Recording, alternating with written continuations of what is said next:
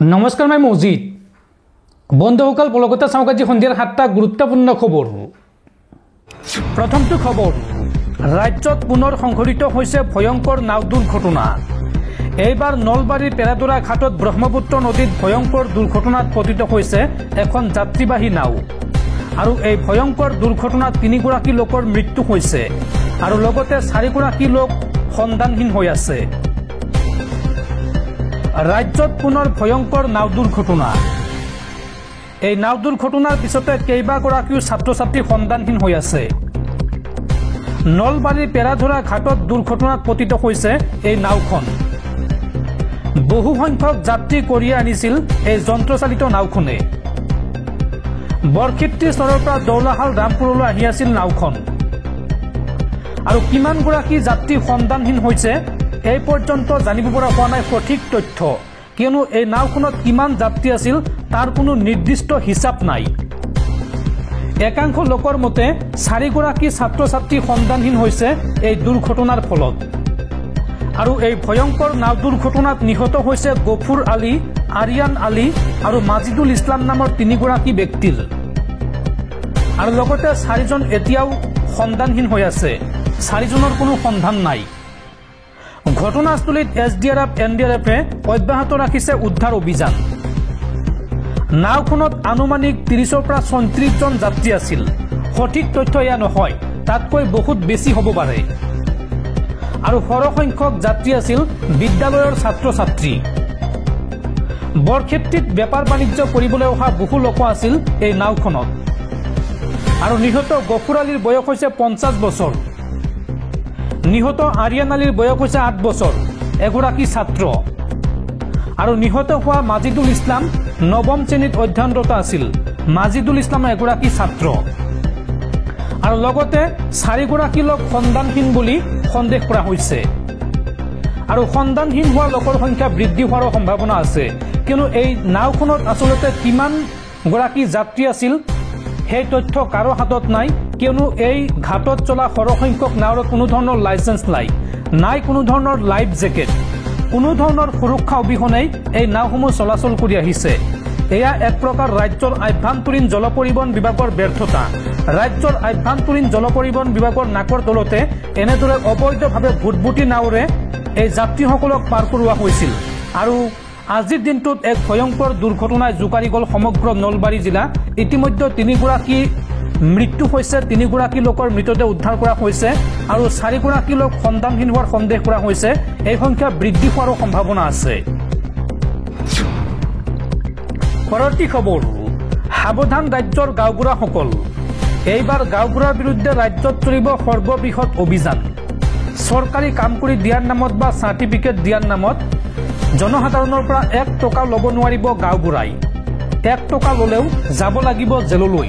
কোনো কাগজৰ নামত ল'ব নোৱাৰিব 1 টকাও। আপোনাৰ পৰা ধন ল'লেই বিপদত পৰিব গাঁওবুঢ়া। এই সন্দৰ্ভত বৃহৎ ঘোষণা ৰাজ্যৰ মুখ্যমন্ত্ৰী ডক্টৰ হিমন্ত বিশ্ব শৰ্মাৰ। গাঁওবুঢ়াৰ বিৰুদ্ধে এইবাৰ ৰাজ্যত চলিব সৰ্ববৃহৎ অভিযান। জনসাধাৰণৰ পৰা চৰকাৰী কাম কৰি দিয়াৰ নামত বা চাৰ্টিফিকেট দিয়াৰ নামত ল'ব নোৱাৰিব 1 টকাও। কোনো কাগজৰ নামত ল'ব নোৱাৰিব 1 টকাও। আপোনাৰ পৰা ধন ল'লেই বিপদত পৰিব গাঁওবুঢ়া। ৰাজ্যৰ গাঁওবুঢ়াসকলে এতিয়া নিয়মীয়াকৈ পাই আছে পাৰিতোষিক। দৰমহা লাভৰ বাহিৰে অতিৰিক্ত ধন ল'লেই বিপদত পৰিব গাঁওবুঢ়াসকল আৰু ঘুষখোৰ গাঁওবুঢ়াৰ বিৰুদ্ধে ৰাজ্যত চলিব তীব্ৰ অভিযান। এই মন্তব্য ৰাজ্যৰ মুখ্যমন্ত্ৰী ডক্টৰ হিমন্ত বিশ্ব শৰ্মাৰ। পৰৱৰ্তী খবৰ, মধ্যপ্ৰাচ্যৰ যুদ্ধক লৈ ডাঙৰ খবৰ। আজি 7ম দিনত ভৰি দিলে ইজৰাইল ইৰাণৰ যুদ্ধই আৰু ইজৰাইল ইৰাণৰ যুদ্ধত যিকোনো মুহূৰ্তত এণ্ট্ৰি মাৰিব পাৰে আমেৰিকা যুক্তৰাষ্ট্ৰই। মাৰ্কিন ৰাষ্ট্ৰপতি ডনাল্ড ট্ৰাম্পৰ সকিয়নিলৈ কেৰেপ নকৰি ইৰাণৰ হুংকাৰ যে এতিয়াহে আৰম্ভ হ'ব আচল যুদ্ধ।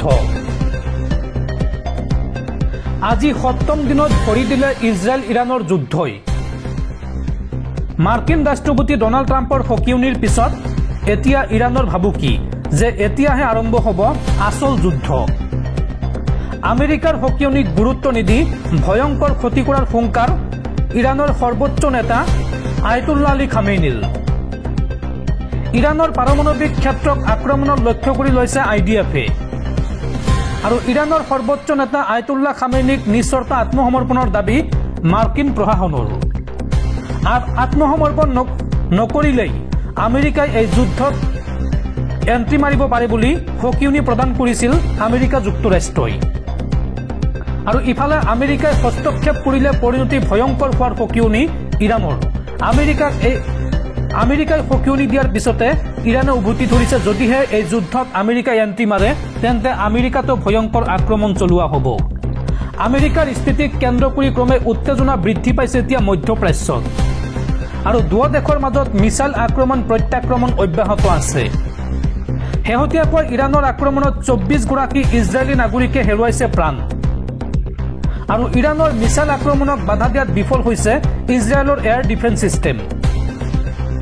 ইজৰাইলৰ বেটিয়াম চহৰত ভয়ংকৰ মিছাইল আক্ৰমণ চলাইছে ইৰাণে। আৰু এইদৰে বৰ্তমান চলি আছে ইজৰাইল ইৰাণৰ যুদ্ধ। আৰু যিকোনো মুহূৰ্তত এই যুদ্ধত এণ্ট্ৰি মাৰিব পাৰে আমেৰিকা যুক্তৰাষ্ট্ৰই। দৰ্শকসকল, আৰু বহুতো গুৰুত্বপূৰ্ণ খবৰ আছে। তাৰ আগতে আপোনাক জনাওঁ যে যদি আপুনি এতিয়ালৈকে এইটো ভিডিঅ'ত লাইক কৰা নাই তেন্তে এতিয়াই ভিডিঅ'টোত লাইক কৰি দিয়ক। আৰু এনেকুৱা ধৰণৰ ভিডিঅ'সমূহ নিতৌ চাবলৈ চেনেলটো ছাবস্ক্ৰাইব কৰি কাষত থকা বেল আইকনটো প্ৰেছ কৰি ৰাখক। পৰৱৰ্তী খবৰ, ৰাজ্যৰ নিৰীহ জনসাধাৰণক অন্যায় হাৰাশাস্তি কৰি চৰকাৰে উচ্ছেদ চলাইছে। একাংশ লোকৰ ঘৰখন ভাঙি মুখৰ ভাতমুঠি কাঢ়ি নিছে চৰকাৰে। বিজেপি চৰকাৰখনে উচ্চতম ন্যায়ালয়ৰ আদেশকো কেৰেপ নকৰে। চৰকাৰ প্ৰশাসনৰ উচ্ছেদ নীতিৰ বিৰুদ্ধে এইবাৰ গৰজি উঠিল কংগ্ৰেছ। ৰাজ্যৰ নিৰীহ জনসাধাৰণক অত্যাচাৰ কৰি চৰকাৰে উচ্ছেদ চলাইছে। এখন বিলত সৌন্দৰ্য বৰ্ধন কৰাৰ নামত চলাইছে উচ্ছেদ। একাংশ লোকৰ ভাতমুঠি কাঢ়ি ঘৰখন ভাঙি দিছে প্ৰশাসনে। চৰকাৰ প্ৰশাসনৰ উচ্ছেদ নীতিৰ বিৰুদ্ধে এইবাৰ গৰজি উঠিল কংগ্ৰেছ। কংগ্ৰেছৰ মন্তব্য যে ভাৰত স্বাধীন হোৱাৰ আগৰে পৰা সেইসকল লোক বিলৰ পাৰত আছে। এই চৰকাৰখনে উচ্চতম ন্যায়ালয়ৰ আদেশকো কেৰেপ নকৰে। মহামান্য আদালতৰ নিয়ম নমনাটো বিজেপিৰ বাবে একো ডাঙৰ কথা নহয়। কোনো সংস্থাপন নিদিয়াকৈ বিজেপি চৰকাৰে উচ্ছেদ চলাইছে। অন্যায় আৰু হাৰাশাস্তি কৰি চৰকাৰে এনে কাম কৰিছে। উচ্ছেদক লৈ চৰকাৰ আৰু মুখ্যমন্ত্ৰীক এইদৰে কটাক্ষ বিধায়ক ৰেকিবুদ্দিন আহমেদৰ। ৰেকিবুদ্দিনে লগতে কয় যে গৌৰৱ গগৈৰ নেতৃত্বত দুখত থকা জনতাৰ কাষত আমি থিয় দিম।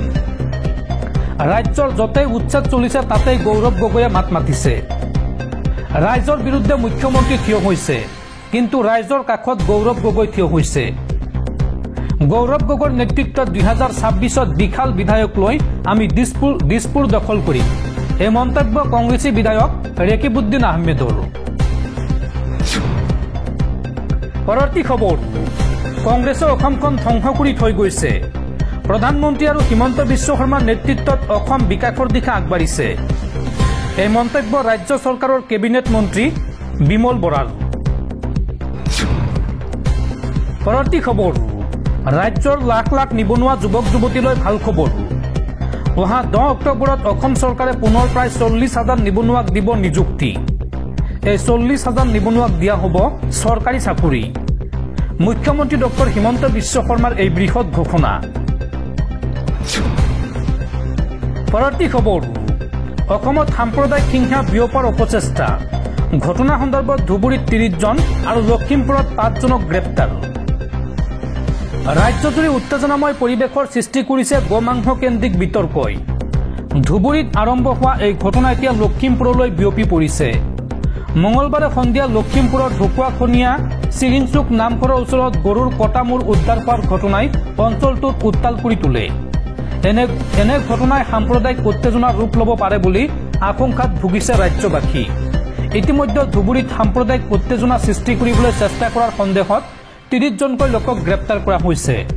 আনহাতে লখিমপুৰত নামঘৰৰ সমীপত 3টা গৰুৰ মূৰ ৰখাৰ ঘটনাৰ সৈতে জড়িত 5 জনক আৰক্ষীয়ে গ্ৰেপ্তাৰ কৰিছে। এই সন্দৰ্ভত সংবাদ মাধ্যমৰ সৈতে হোৱা এক সাক্ষাৎকাৰত মুখ্যমন্ত্ৰীয়ে কয় যে পৰিস্থিতি গুৰুতৰ যদিও পৰিস্থিতি নিয়ন্ত্ৰণত আছে। তেওঁ লগতে কয় যে আৰক্ষীয়ে সকলো প্ৰয়োজনীয় পদক্ষেপ গ্ৰহণ কৰিছে আৰু অতি সোনকালেই পৰিস্থিতি স্বাভাৱিক অৱস্থালৈ আহিব বুলি আশা প্ৰকাশ কৰে। তেওঁ এই সন্দৰ্ভত কংগ্ৰেছ নেতা ৰাহুল গান্ধীকো সমালোচনা কৰি কয় যে এই সাম্প্ৰদায়িক উত্তেজনাৰ বীজ তেওঁৰ মানসিকতাতেই নিহিত। লগতে হিমন্ত বিশ্ব শৰ্মাই দাবী কৰে যে কেৱল এটা নিৰ্দিষ্ট ধৰ্মীয় গোটে গো মাংস খায় আৰু হিন্দুসকলে গাহৰি মাংস গ্ৰহণ কৰে বুলি মন্তব্য কৰে। এই মন্তব্য ৰাজ্যৰ ৰাজনৈতিক মহলত তীব্ৰ প্ৰতিক্ৰিয়া প্ৰকাশ পাইছে। বিৰোধীসকলে এই মন্তব্যক বিভাজনমূলক আৰু উত্তেজনাপূৰ্ণ বুলি অভিহিত কৰিছে। উল্লেখযোগ্য যে পূৰ্বে ধুবুৰীত চলি থকা উত্তেজনা নিয়ন্ত্ৰণৰ বাবে আৰক্ষীয়ে শ্বুট এণ্ড চাইট নিৰ্দেশ জাৰি কৰিছিল। মুখ্যমন্ত্ৰীয়ে এই সন্দৰ্ভত দাবী কৰিছিল যে বাংলাদেশ ভিত্তিক উগ্ৰপন্থী সংগঠন নবীন বাংলা ধুবুৰীক বাংলাদেশৰ অংশ হিচাপে দাবী কৰি পোষ্টাৰ লগাইছিল, যাৰ জৰিয়তে অঞ্চলটোৰ শান্তি ভংগ কৰাৰ অপচেষ্টা চলাইছিল। এই মন্তব্য কৰিছিল ৰাজ্যৰ মুখ্যমন্ত্ৰী ডক্টৰ হিমন্ত বিশ্ব শৰ্মাই।